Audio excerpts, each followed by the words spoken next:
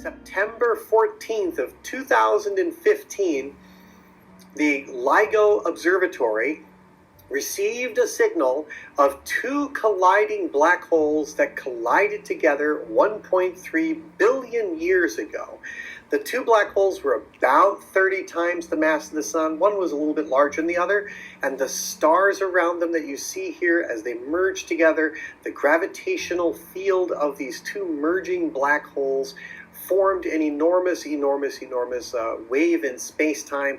And as they waved, this is going to go in loop because I'm going to talk about it a bunch of times. So they, as they merged together, they formed a single black hole, and the stretching and warping of space-time released 3 or so solar masses worth of energy. What you see in here, the ring around the stars, is called an Einstein ring, and the light from all the stars is being bent by the extreme gravity around them. So really that ring that you see around the two black holes, that single black hole at the end and the black holes at the beginning, is a result of stars directly behind the black hole with respect to our line of sight. And so it's not actually, the stars in the background aren't moving. That's just the path that the light takes to us from those distant stars so that we can see them. Now, this isn't actually what was seen. This was not the actual observation. This is a computer simulation showing what occurred if we were close by. If we were close by in space, there'd probably be a little bit crazier things happening there. That bending and stretching that you see there would be something that we would be part of, because that's the stretch of length and space and time itself. So it'd be it'd be like being inside a funhouse mirror and you're really being stretched and pulled. That would be kind of a violent place to be.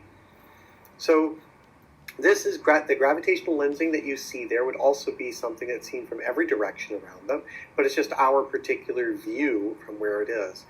And so there's also the gravitational waves are being emitted, as you can see after it's done, the sloshing of the image as after they merge together. So during this collision, the power output in gravitational waves was far greater than the luminosity, all the light put out of all the stars in the entire observable universe put together. The collision of two black holes, which are only each about a couple of miles across, is actually the most powerful explosion that astronomers have ever seen aside from the universe's Big Bang.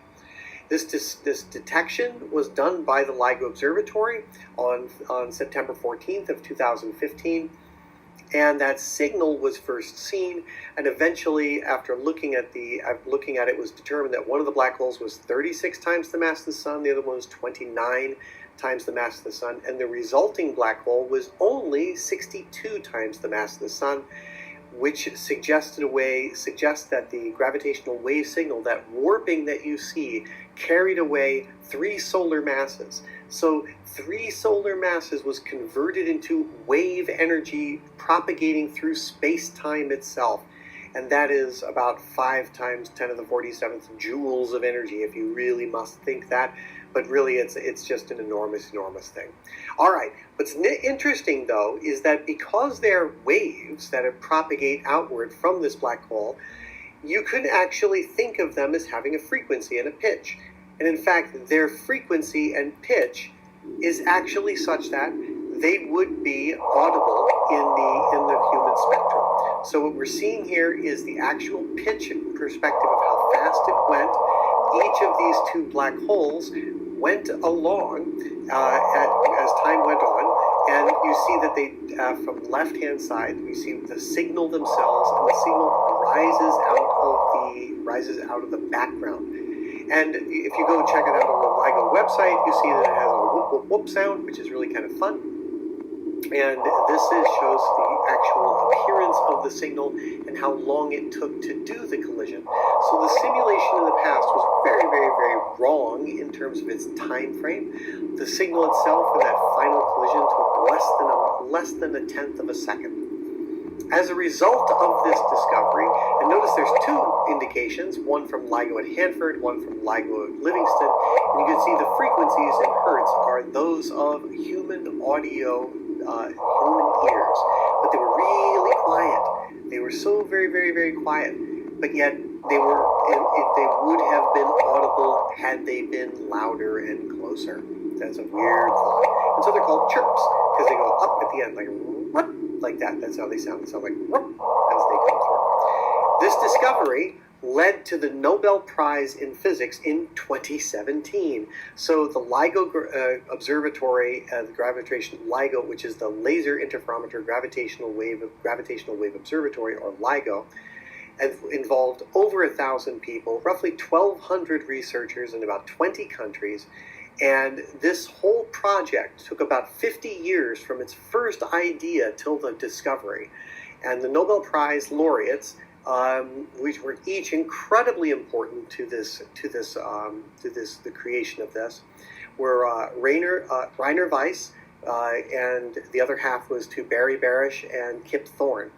And these three people were the main leaders in creating and developing the LIGO-Virgo collaboration, which observed the creation of the detector as well as the final observation of them. And so I provide that web link on the Nobel Prize for you to go look at.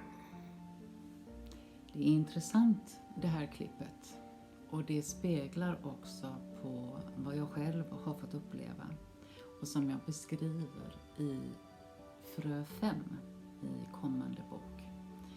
Och jag tänkte att jag skulle läsa en liten passage för er som en intresseväckare.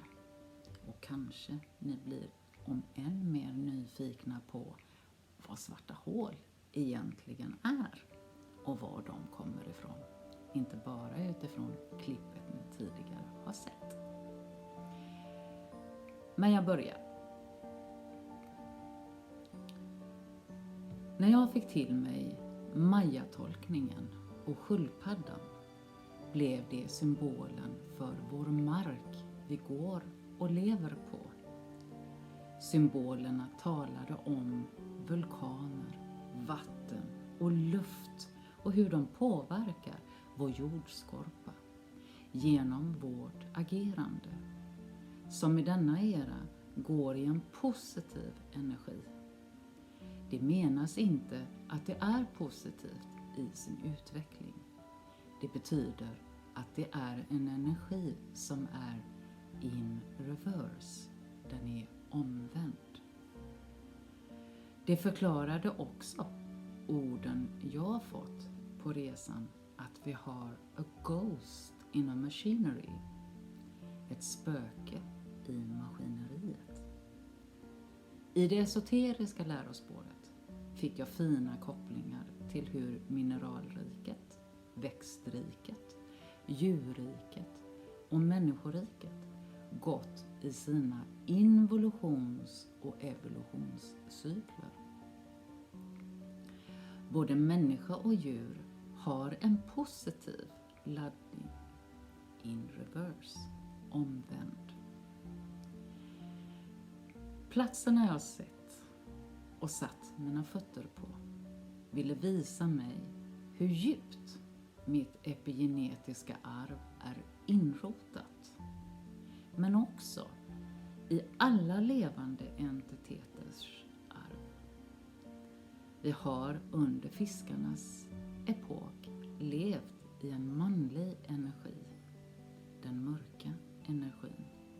The dark era.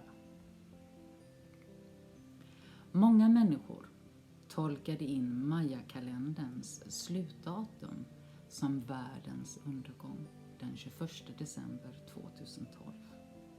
Vad den i själva verket berättade var att ett skifte i energi var på ingång. En ny era skulle starta. The Golden Age. Den gyllene tidsåldern. Förväxla inte detta med The New World Order. Den mörka eliten rider på den ljusa tidens kraft och energi. Det visade OS i London oss lämpligt nog år 2012. Astrologiskt sägs det att vi gick från fiskarnas epok till vattumannens epok. En gyllene tid. Från en tidsepok då de mörka energierna ska falla och de ljusa energierna ta sin form. Mellanfasen startade den 22 december 2012 när Maya-kalendern började om på en ny cykel i den långa Solzin-snurran. I den världsliga utvecklingen ställs mycket på sin yttersta spets just nu. Det tror jag ni har märkt. Jorden och dess evolution går igenom det som kallas för the dark night of the soul, själens mörka natt, och som the burning ground, den brinnande marken. Jag fick uppleva vågrörelser och dess enorma kraft. Det fanns motpoler i energin i atmosfären. Händelsen upplevde jag under en gryning den 15 september 2015.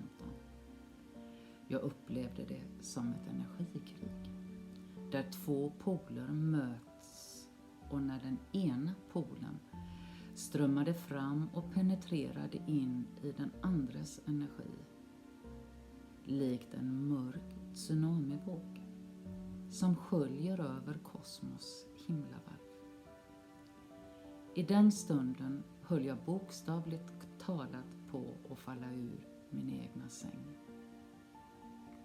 Det kändes verkligen som ett kosmiskt krig.